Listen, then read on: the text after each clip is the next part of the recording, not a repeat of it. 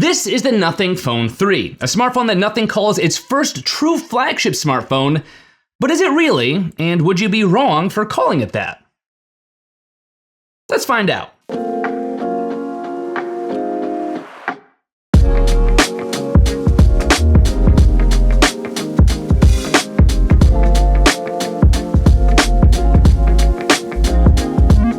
What's up, Internet? I'm Brian MacDuff, aka BMac, and welcome to another video. So today we are going to be reviewing the Nothing Phone 3, a smartphone that Nothing does call their first true flagship smartphone. But is it really? And would you be wrong for calling it a flagship or for doubting it as a flagship?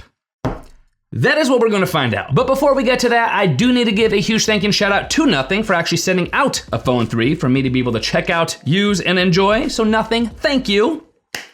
Appreciate you. But with that having been said, let's get things started here with talking about what's probably the most controversial aspect of this smartphone, that of course being the design of the Nothing Phone 3 and how things are looking on the outside. At its core, with the Phone 3, you still get a very Nothing-esque smartphone. You get the see-through back, you get the completely flat design, the matte edges. This feels like a Nothing phone, but it's on the back where I think the divide is coming from. Unlike Nothing phones of the past, the Phone 3 almost completely does away with any kind of symmetry on the back camera layout. No left-aligned or even center-aligned camera housing here.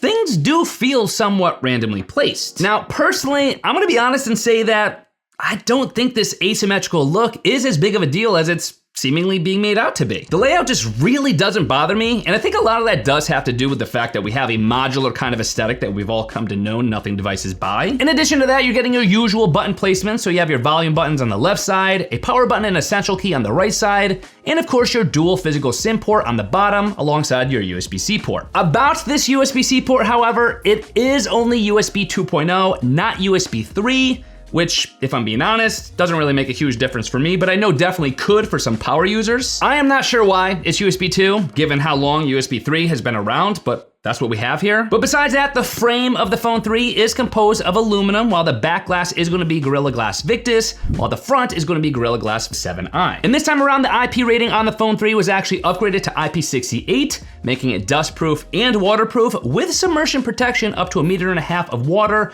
for up to 30 minutes, which is awesome to see now on a Nothing device. For biometrics, there is an under-display optical fingerprint scanner, which works pretty much flawlessly for me. No, the fingerprint scanner is not ultrasonic, and yes, it probably should be in a flagship level device. I just love ultrasonic because you get higher security and its flexibility is there as well. You could have dirty hands or wet hands, it's still gonna work better than optical, but optical fingerprint scanner here on the Phone 3 that I will say is dependable. And you do also get face unlock on the Phone 3, but it is gonna be 2D based face unlock, which I hope in the future we see more and more phones implementing 3D based face unlock. It's just a lot more secure. However, for now, on the Phone 3, 2D based face unlock. And you also do get stereo speakers on the Phone 3 that sound great, they get loud. No complaints from me there. And all this is packed into a device that weighs in at 218 grams, which feels normal to me.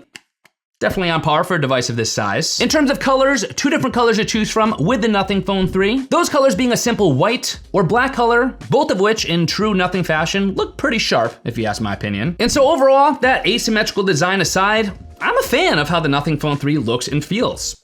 I like it, it's fun. And I admit there are a few shortcomings here that we just mentioned, but overall, design-wise, I am a fan. But now let's switch gears just a little bit and talk about the display of the Nothing Phone 3 and how it could make or break your entire Nothing smartphone experience. The Phone 3 ships with a 6.67-inch 30 to 120 hertz variable refresh rate AMOLED always-on display that boasts a 1260 by 2800 resolution that provides a 460 ppi pixel density rating. It is important to point out that this is not an LTPO display, so it is going to bottom out at 30 hertz, which mostly just impacts battery life, but we'll discuss that shortly. Just keep that in mind, no LTPO. And for colors, the display is a true 10-bit color panel with HDR10+ support. And you're also getting some solid brightness ratings here with up to 4500 nits of peak brightness, 1600 nits of outdoor brightness, and 800 nits of typical brightness. In my testing, the brightness was satisfactory for me in pretty much all of my lighting scenarios. Even in direct sunlight, I was able to see everything I needed to, so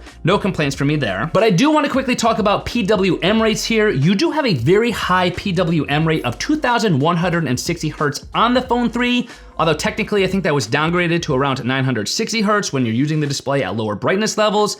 But either way, a 960 Hz PWM rate is a solid offering if you're particularly sensitive to strain when using devices at those lower brightness levels. Believe it or not, this is still somewhat of a rarity to have in smartphones these days, so nice to have a very high PWM rate here implemented in the Phone 3.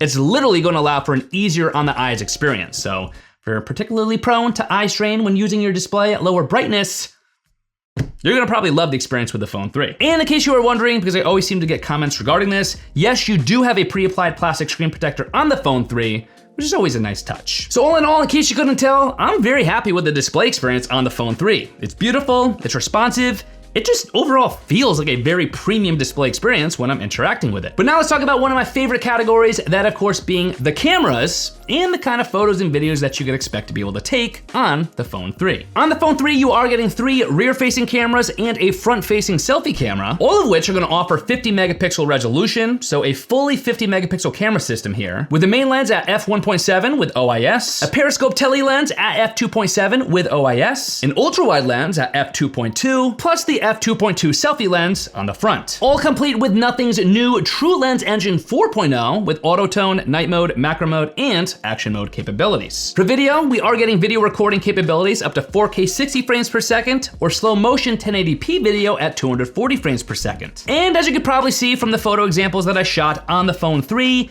I'm really liking the results. Perhaps it's the improvements and refinements that True Lens Engine 4 is providing over True Lens Engine 3, but something about the photos here, just the overall look, looks really good to me, especially when using macro mode and portrait mode. I particularly love the bokeh effect that the portrait mode adds, and I love being able to use the tele lens as a macro lens. I've had more fun with that than I was expecting myself to. I will say that the full 50 megapixel images tended to be a little softer than I was expecting them to be, especially when directly comparing them to the binned images. And the tele lens also seemed a little bit softer than the main wide angle lens, but that's not such a bad thing. You could always add back a little sharpening in post. And then for the ultra wide, I like the photo results, but pretty much only if you take them at face value. And I mean this literally, because if you start to actually pixel peep, if you start to zoom in on your ultra wide photos, you're gonna notice a surprising amount of smoothing and smearing going on. It almost looks like you have a watercolor painting effect applied to your ultra wide photos, but that's only again when you're zooming in and looking up close. It really isn't all that noticeable, and it really doesn't bother me if you just look at the ultra wide photos as they were taken. On paper, I probably would have also liked to have seen autofocus on the ultra wide, and if we're being a little greedy here, on the selfie lens too, but I really didn't necessarily find myself needing those a whole heck of a lot.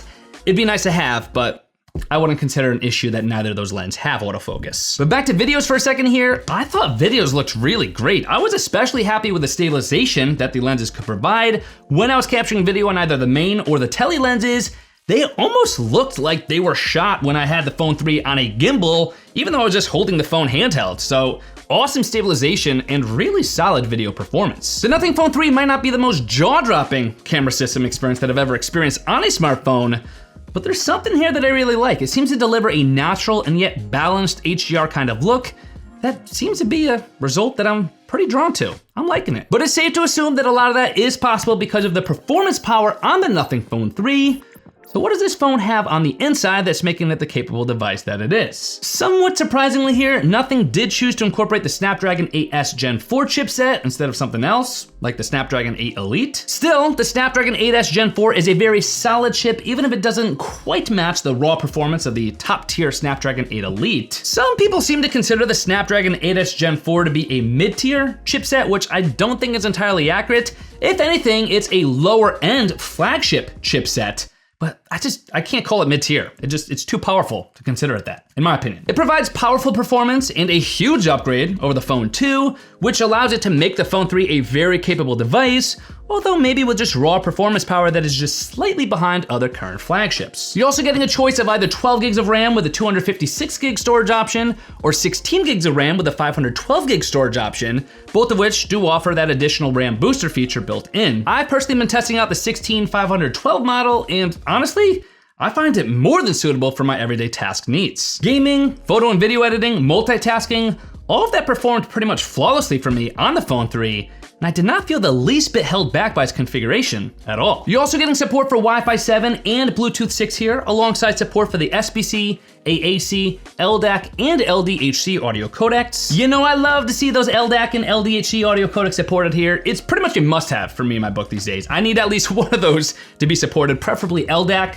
You get them here on the Phone 3. And Nothing has promised 5 years of major OS upgrades and 7 years of security updates, so that's gonna keep this relevant until at least the year 2029, when we could expect Nothing OS 8 based on Android 20, if you're thinking that far ahead. But now we need to talk about a new addition to the Phone 3, something that has literally been staring you in your face for the duration of this entire video, that being the Glyph Matrix, and how it replaces and improves upon the old Glyph Interface. Out with the Glyph Interface, in with the Glyph Matrix. The new Glyph Matrix consists of 489 micro LEDs arranged in a circular pattern, as opposed to the various LED segments and patterns that we used to have on the Glyph Interface. And at face value, it is a pretty cool addition. Now you could actually visually see information, like text, symbols, or indicators, rather than having to get used to and remember the Glyph Interface lights and patterns to try to figure out what they're actually showing you. But just like with the Glyph Interface, with the Glyph Matrix, I find myself rarely using it, mostly because I just rarely find myself putting my device face down. But because of that, I still can't help but kind of feel like the Glyph Matrix is a little gimmicky, because it's still, to me, just so much simpler just to have your phone face up so that you could see your notifications coming in, read them right away, and know exactly what's going on, rather than like you used to have to do with the Glyph Interface and now with the Glyph Matrix, kind of wait to decipher what information is being given to you. But Nothing does have an API for the Glyph Matrix, which will actually allow developers to utilize the Glyph Matrix and hopefully come up with some cooler applications and uses for this. So it's gonna be cool to see how helpful and functional this could get in the future, and I'm looking forward to that. In addition to the Glyph Matrix, we do once again get an Essential Key, which is a new hardware button on the side of the device that we saw debut with the Nothing Phone 3A and 3A Pro. At its core, the Essential Key is essentially just a shortcut button that brings you to the AI-powered Nothing Essential Space app. And the Essential Space app itself basically serves as an AI organization app that allows you to take screenshots, set reminders, record voice notes, maybe even record meetings, analyze photos, a whole bunch of different things with an artificial intelligence backing to make sense of all that you're capturing with it. We have actually seen some recent updates to Essential Space that I think make the app a whole heck of a lot more helpful, something that actually entices me to want to use it more, so it's even better than where it started now. So hopefully, like the Glyph Matrix, it continues to get improved upon to make it that much better and that much more helpful in the future. Having said that, I still am gonna stand by the thought that we probably would benefit a little bit more if Nothing gave us the opportunity to essentially map the Essential Key to anything we wanted, so that it basically operates as a shortcut or an action button. But I know what you're probably thinking, with all these features, including this bright Glyph Matrix on the back, how long could you actually expect the Nothing Phone 3 to last for?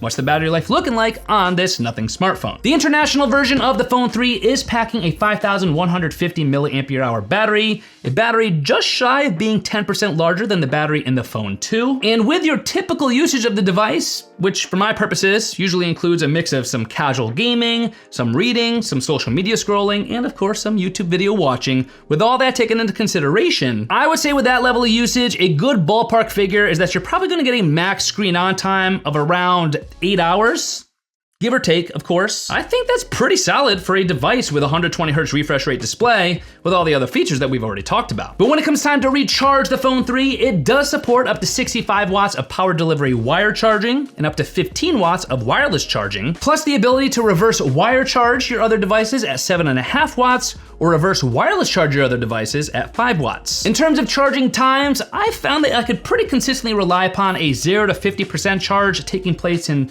just over 20 minutes, with a 0 to 100% charge seemingly consistently taking place at just under an hour. So all in all, very solid battery life numbers and recharging times that I'm very happy with. But with all this having been said, and I know we said a lot, here are my final thoughts on the Nothing Phone 3 and whether or not it's as flagship as we were hoping it was going to be. Here's the thing. Let's just forget about the flagship label for a second here. Just for a second, bear with me, just forget that flagship existed. Because I think once you forget that whole flagship label for a second, I think that's when you could really start to look at the Phone 3 and appreciate it for the device that it is. You're getting a lot of value packed into this nothing device that you should be happy about. And then once you consider that flagship label, I think it's safe to say that this is obviously the most flagship level nothing device we've seen thus far, making it in nothing's eyes a flagship device for sure. And even when you're considering all the other flagship smartphone offerings on the market, I still think that the Phone 3 is up there. Perhaps it's not at the top tier of flagships, maybe just a slight step behind them, but it's not a mid-tier device. It is a flagship device, if not just at the lower end of those flagships. So is nothing wrong for calling this their first true flagship smartphone? I don't think so. And would we be wrong for considering this a flagship smartphone? I don't think so either. That's my takeaway. It's flagship, not the most flagship of flagships, but up there amongst other flagships. I promise you that made sense. As always, for some of the latest deals, prices, promos, and information for the Nothing Phone 3, you can of course always head to my affiliate link, bmac.link/phone3, or of course, as always, there will be clickable links in the video description box and in the comment section below, so check those out. With that having been said, I actually do have a few ideas for this Glyph Matrix. Might have to dust off some of my developer skills to bring those ideas to life, put this little baby to use. I got some things brewing. They're up there, they're brewing. I will see you guys in my next video.